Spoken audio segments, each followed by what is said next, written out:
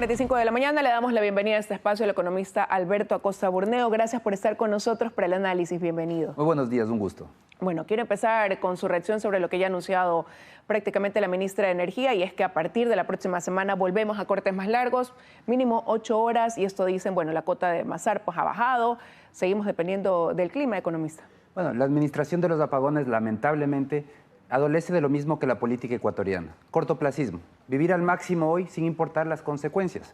Lamentablemente ha habido reducciones de los apagones que son muy molestosos, que nos causan mucho daño, pero han sido reducciones políticas para contentar a la población, para el feriado, para que la gente pueda salir, pero después vienen las consecuencias. El problema es que esos apagones, al no tener un sustento técnico, se consumen los embalses.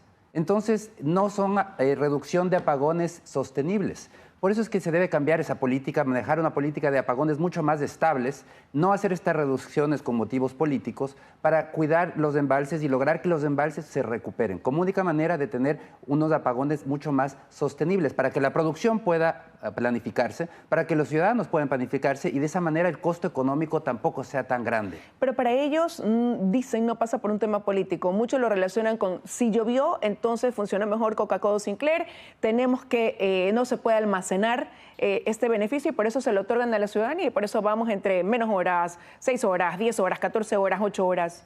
A ver, lo que sucede es que hay, sí, evidentemente hay represas que no tienen embalse, esa electricidad hay que consumirla, no queda otra opción, pero hay hidroeléctricas que sí tienen embalse y son las que tenemos que cuidar. Esos embalses, por eso los apagones no pueden reducirse de tal manera que terminemos consumiéndonos todos esos embalses. Hay que cuidar esos embalses para que tengamos una planificación mucho más estable en la reducción de los apagones. Pero tener un cronograma estable, que por ahora implicaría 8, 10, 12 horas sin luz, ¿cómo impacta eso en la economía? Ya registrábamos en el primer mes de apagones, decían los gremios productivos, 2.500 millones de dólares. Ya vamos mes y medio. El impacto es enorme, definitivamente. En los mes y medio que tenemos se estima que puede ser 3.000 millones de dólares.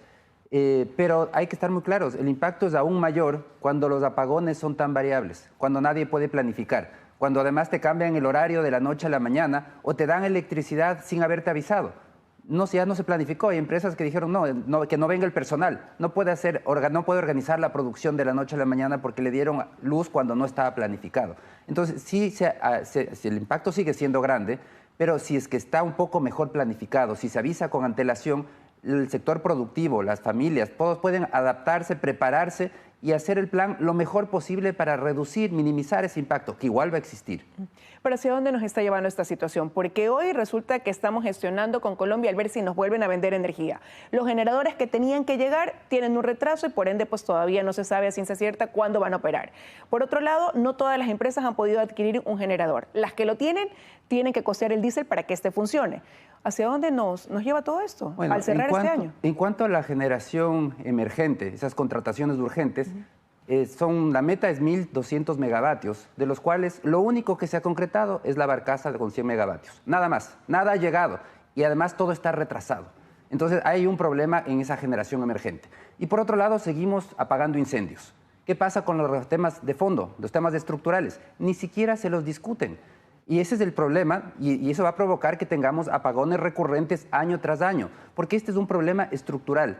Entonces, al final del día, seguimos dependiendo de nuestro mejor administrador energético, que es San Pedro.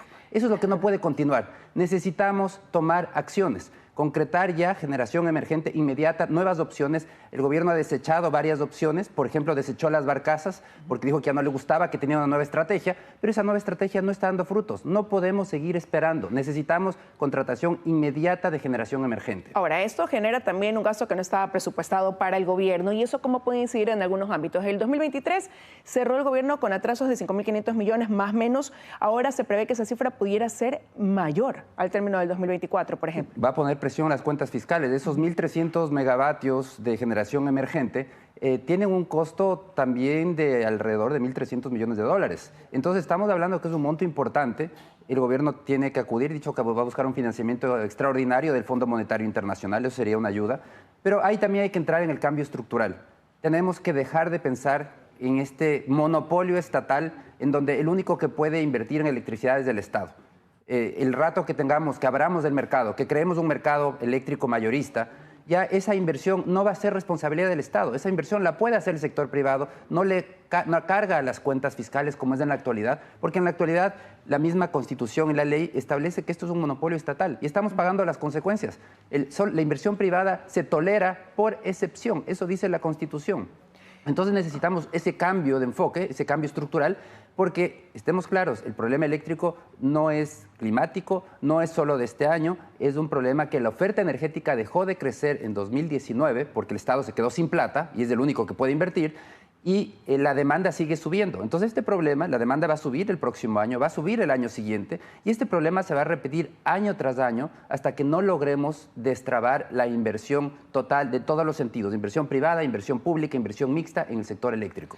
Ahora, pero mientras eso sucede, lo que sí hace el gobierno es tratar de buscar apoyo en la Asamblea remitiendo estos proyectos de ley, por ejemplo, como este de alivio financiero y económico, en el que le dice a los empleadores que les va a dar un incentivo mientras ellos mantengan esa nómina de personal, que no despidan a nadie, que no cierren sus empresas durante lo que resta de este año.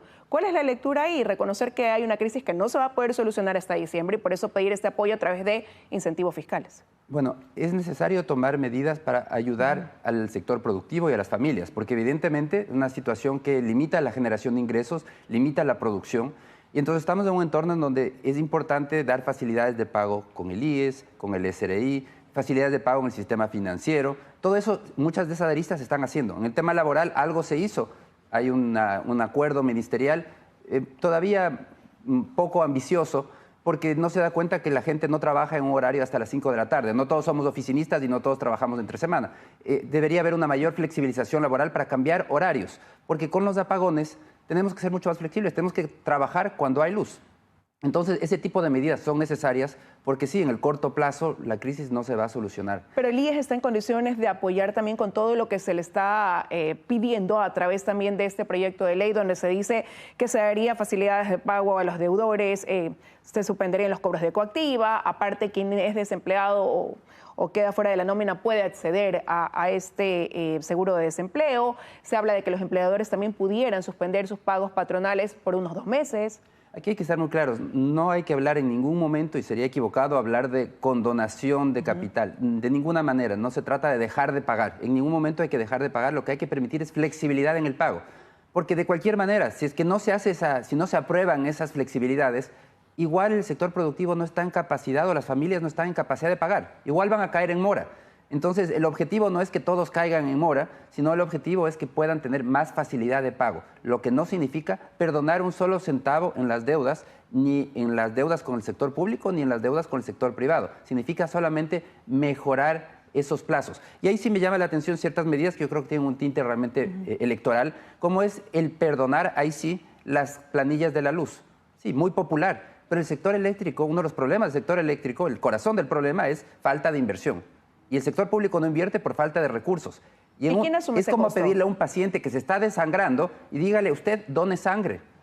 Simplemente es inaudito. El paciente se está desangrando, no tiene recursos para invertir. Entonces, eso lo que hace es ahondar aún más la crisis, porque ya vemos que muchos de los problemas que se han generado en este año incluso no se ha podido dar mantenimiento a los generadores térmicos, porque el Ministerio de Finanzas no transfería los recursos a SELEC.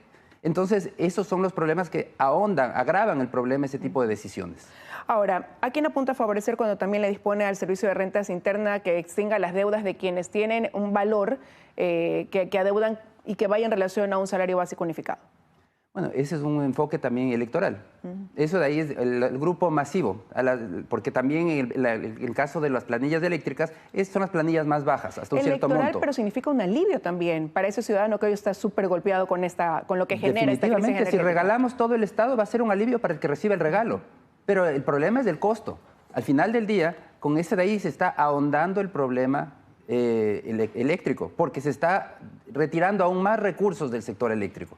Entonces hay que tener cuidado con qué es un alivio y cuál es el costo de ese alivio, porque todos esos alivios los pagamos los ciudadanos y los pagamos vía futuros impuestos. Ya se presentó en la Asamblea un nuevo proyecto para elevar el impuesto a los vehículos. Eso en el que acaba de remitir y que tiene que ver con golpear a las estructuras criminales a través del lavado de activos, se propone un nuevo impuesto para los vehículos. Se propone crear un impuesto nuevo a los vehículos. Entonces, estemos muy claros, todos estos regalos muy generosos de los políticos los terminamos pagando los ciudadanos vía futuros impuestos. No son gratis.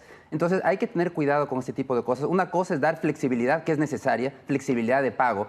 Si el que no puede pagar, hay que darle plazos, alargarle, diferirle esos pagos. Eso es positivo en el sector público, en el sector privado.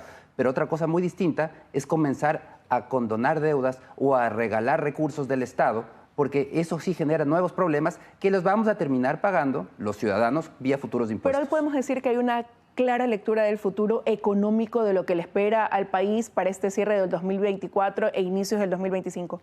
Bueno, definitivamente ya el año está prácticamente cerrado. Va a ser un año muy complejo. El cierre de año no va a ser tan fácil como se esperaba. Se esperaba que realmente el tercer trimestre y el cuarto trimestre sean de recuperación. El punto más grave era junio, era el segundo trimestre de este año. Pero lamentablemente vinieron los apagones y los apagones están matando esa ligera recuperación que se pudo haber dado. Pero cerrando el año con una recesión, ¿o tampoco todavía las condiciones se enmarcan para decir que estamos atravesando por eso? Podría ser. No hay como negar la previsión en este momento, por ejemplo, de los organismos multilaterales es un crecimiento de apenas 0,3%. Esto era antes de los apagones. Con apagones podríamos cerrar con una contracción ligera probablemente. Todo depende de cuán flexible haya sido el sector productivo para adaptarse a la nueva realidad. Aquí me preocupa en los apagones, por ejemplo, de abril, hubo contracciones muy fuertes. Cayeron las ventas 250 millones de dólares. Las ventas cayeron sobre todo en construcción, manufacturas y comercio. Pero por otro lado, las ventas de agricultura compensaron las caídas. En cambio, en la actualidad ya vemos cómo los apagones empiezan a afectar a sectores exportadores. Se acaba de cerrar, de apagar, dejar de funcionar la mina de Ecuacorriente, una mina que produce 1.200 millones de dólares al año. Dejó de producir porque no tiene electricidad, porque el gobierno le desconectó. Eso de ahí implica que ya vamos a ver una afectación a nivel de exportaciones. El impacto se comienza a diversificar en todo el resto de sectores de la economía. Preocupante situación, sin duda alguna, por una crisis energética que se dice pudiera mejorar a partir de diciembre, pero tal y como van las cosas, se continúa viendo un panorama oscuro. Todo está en manos de San Pedro. Y eso es lo preocupante. Quiero agradecer al economista que nos haya acompañado esta mañana. Muchísimas gracias.